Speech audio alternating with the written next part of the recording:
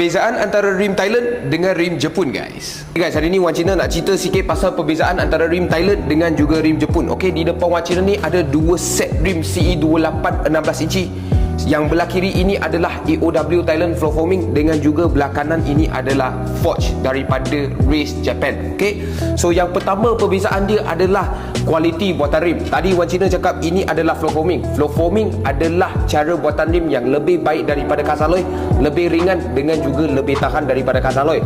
Tetapi untuk yang belah kanan Wan Cina ini, yang Jepun adalah Forge. Okey, Forge ialah cara buatan rim yang paling ringan dengan juga paling tahan. Okey.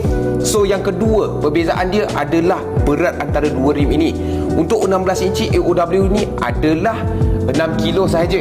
Tetapi untuk yang Race Japan 5 kilo lagi ringan. Perbezaan yang ketiga adalah di depan rim buatan Thailand dia akan tulis Design by Japan. Tetapi yang Japan pula mestilah buatan Jepun, Made in Japan, dia tulis dekat sini. Okey.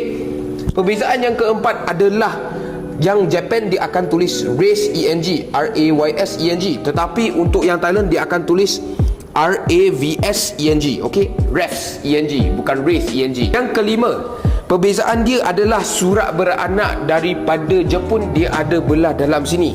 Dia akan tulis spek, dia punya warna dengan juga nama race, engineering semua dekat sini lah. Okey, production date. Tetapi untuk AOW dia tak ada. Dia ada surat beranak, bukan surat beranak lah, dia macam sertifikat lah. Ini adalah rim flow foaming daripada AOW. Dia akan stiker belah tengah sini. Okey. So perbezaan yang keenam adalah untuk rim AOW flow foaming, sini kita boleh rasa dia punya lining flow foaming lah. Okey. Untuk yang Forge pula memang tak ada. Ada customer datang kedai Wan Cina cakap, kenapa yang original Japan ni tak ada line? Dia fake ke apa? Ini Forge, ini flow foaming. Dua-dua benda yang tak sama. Takkanlah Japan kena letak line dia pun. Cara buat memang tak sama. Okey. So itu sahaja untuk video kali ini. Inilah perbezaan antara rim Thailand dengan Jepun. Jangan korang keliru, sebab ada orang keliru juga. So kalau korang suka video kali ini, tolong like, share dan komen dekat bawah apa yang korang nak tengok seterusnya. Macam biasa, cari rim, cari Wan Cina. Thank you guys.